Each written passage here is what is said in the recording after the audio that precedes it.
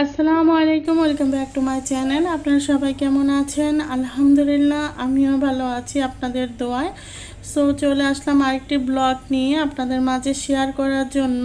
আসলে এই ব্লগটা ছিল শুক্রবার দিনের। তো শুক্রবারে আমি ভয়েস ওভার দিতে পারিনি, অ্যাকচুয়ালি আমার বাসার পাশের বিল্ডিংয়ে কাজ চলছে, এই জন্য অনেক শব্দ হয়। আর আজকেও হয়তো বা কিছুটা শব্দ পাবেন, আশা করি আপনারা ইগনোর করবেন। সো আমি সকাল সকালে আমার ছেলে মেয়েদের যে জিজ্ঞেস করেছি যে তোমরা কি খাবে, ওরা বলছে মোগলাই খাবে। তো সকালে রুটি বানিয়েছিলাম, রেগুলার যে রুটিটা খাই সেই রুটি দিয়েই আমি মোগলাই তৈরি করে দিব। আসলে রুটিটা আমার ছেলেমেয়েরা এত একটা পছন্দ করে না। তো আর হঠাৎ করে ফ্রিজে গিয়ে দেখি ডিমও ফুরিয়ে গেছে, ডিমও নেই। তো একটি ডিম ছিল, একটি ডিম দিয়ে কিন্তু ওদের দুজনের নাস্তা হয়ে যাবে, যেহেতু আমি বেশি একটা নাস্তা খাই না সকালে। তো এখানে একটি ডিম দিয়ে আমি দুইটি রুটি দিয়ে রেগুলার যে রুটিটা বানাই সেই রুটি দিয়ে মোগলাই তৈরি করব। এখানে জাস্ট পেঁয়াজ কুচি, কাঁচামরিচ কুচি আর ধনিয়া পাতা দিয়েছি। আর এই মোগলাইটা কিন্তু আমি প্রায় সময় বানাই। তো ঝটপট বাসায় যা থাকে তাই দিয়ে কিন্তু মোগলাই তৈরি করা যায় আর বাচ্চাদের সামনে দেওয়া যায় একটি নাস্তা হিসাবে, বিকেলে একটি নাস্তা হিসাবে বা সকালে একটি নাস্তা হিসাবে দেওয়া যায়। আসলে আমার বাচ্চারা এই মোগলাইটা খুবই পছন্দ করে, এই জন্য আমি ভাবছি যে যেহেতু ওরা রুটি খাবে না, এই জন্য মোগলাইটা বানিয়ে দিই। তো এই তো ছোট ছোট মোগলাইগুলো হয়ে গেছে, মিনি মোগলাই। তো এগুলো আমি এখন ফ্রাই করে নেব।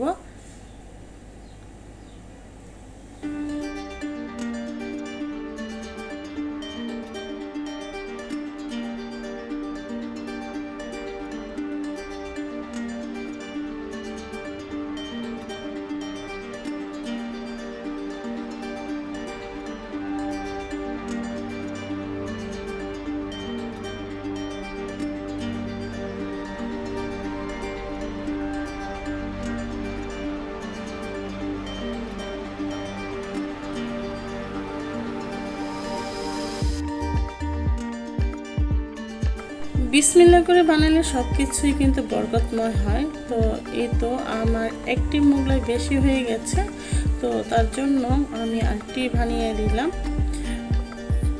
তো এখন বেজে নিচ্ছি, একদম চুলাটা মিডিয়াম টু লো হিটে এটাকে বাছতে হবে। যারা মোগলাই তৈরি করতে পারে তারা তো জানেনই।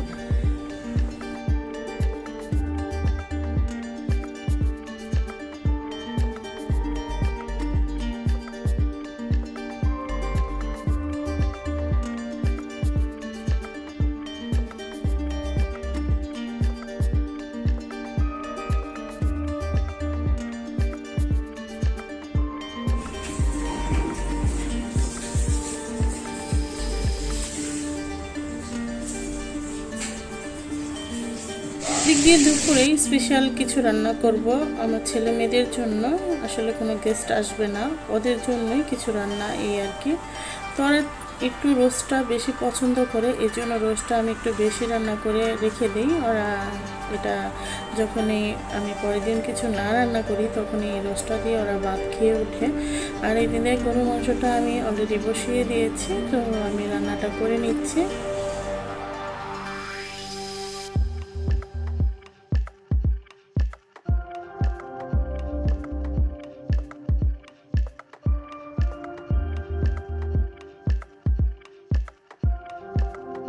আসলে শুক্রবার হলে মা চাচিরা সবসময় দেখতাম যে শুক্রবারে ভালো মন্দ রান্না করতো।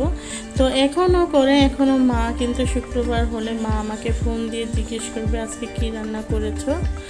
তো মাকে বলি যে এটা রান্না করেছি সেটা রান্না। আসলে আগের মতন স্বাদটা কিন্তু এখন পাওয়া যায় না। মা রান্না করতো শুক্রবারে, বাবা জুম্মার নামাজ পড়ে এসে সবাই মিলে একসাথে বসে খাওয়ার মজাটাই কিন্তু আগে ছিল অন্যরকম। আর এখন যদি হাজারো ভালো মন্দ রান্না করি সেই আগের স্বাদটা কিন্তু পাই না। তো এই তো আমি লাস্ট পর্যায়ে এখন চিকেনের রোস্টটাতে আমি কিছু সস দিয়ে দিলাম, টমেটো সস। আর ওদিক দিয়ে গরুর মাংসটা আমার প্রায় হয়ে গেছে, চিকেন রোস্টটা আমার হয়ে গেছে। তো এখন এই তো সস দিয়ে আমি নামিয়ে ফেলবো। আজকে পোলাও রান্না করব ডালটা দিয়ে। তো ডালটা এখানে দিয়ে দিলাম। তো আসলে আমি ডালটা দিয়ে পোলাও রান্না করি না, সয়াবিন তেল দিয়ে বেশি রান্না করি। তো এখানে 1 কাপের মতো পেঁয়াজ কুচি দিয়েছি। এখন এই তো কিছু দারুচিনি এলাচি দিয়ে দিয়েছি গোটা। আর এখানে দিয়ে দিলাম আমি 1 টেবিল চামচের মতন আদা রসুনের পেস্ট। এখন আদা রসুন পেস্টগুলো ভালো করে ভেজে নেব। আসলে আজকে আমি এত একটা আপনাদের সাথে রেসিপি শেয়ার করছি না, যেহেতু আমি অনেকবারই দেখিয়েছি, বারবার আসলে এগুলো ভালো লাগে না। তো আশা করি আপনারা দেখলেই বুঝতে পারবেন। রেসিপি আসলে কম বেশি সবাই পারে, এখনো যেহেতু অনলাইনের যুগ।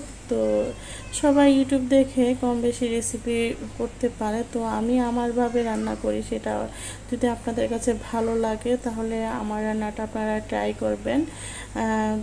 তো আমি এখানে সালাদ বানিয়ে নিচ্ছি।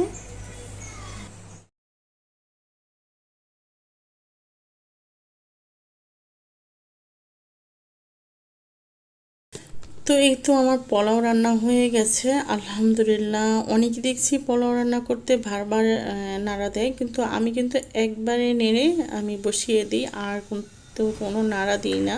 কিন্তু আমার কিন্তু পোলাও রান্নাটা খুবই সুন্দর হয়। আজও পর্যন্ত পোলাও রান্নাতে কখনো মানে একদম নরম হয়নি। সো এখন আমি এই তো শসাগুলো কেটে নিচ্ছি। আজকে সালাদ বানাবো অন্য টাইপের, যেহেতু পোলাও রান্না করেছি, চিকেন রোস্ট আর গরুর মাংস এই তিনটেই রান্না করেছি। তো সালাদটা একটু ভালো করে কুচি করে কেটে তারপরে মেখে একটু পরিমাণ আমি এখানে দিব, তেঁতুল দিব। আসলে সালাদের রেসিপিটা আপনাদের সাথে শেয়ার করলাম না, বলে দিলাম।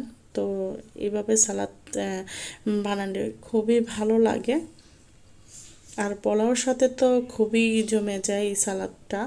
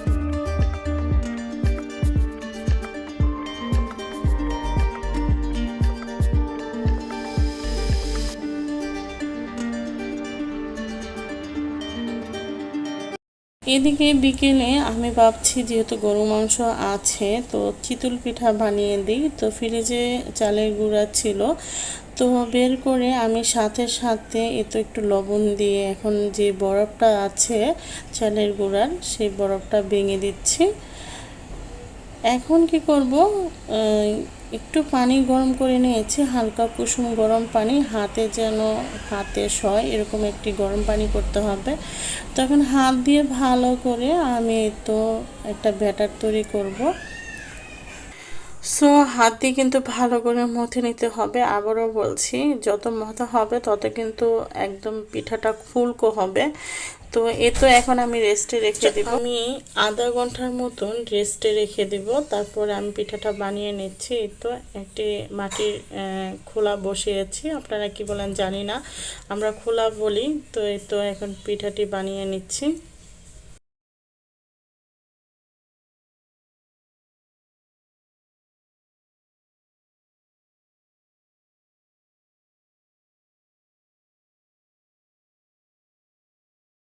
এই তো আমার ফুলকো চিতল পিঠা। চিতল পিঠাটা কিন্তু খুবই ভালো হয়েছে।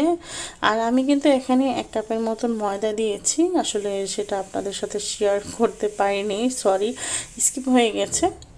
তো এইভাবে আমি ঝটপট যখন খুশি আমি কিন্তু বানিয়ে দিই।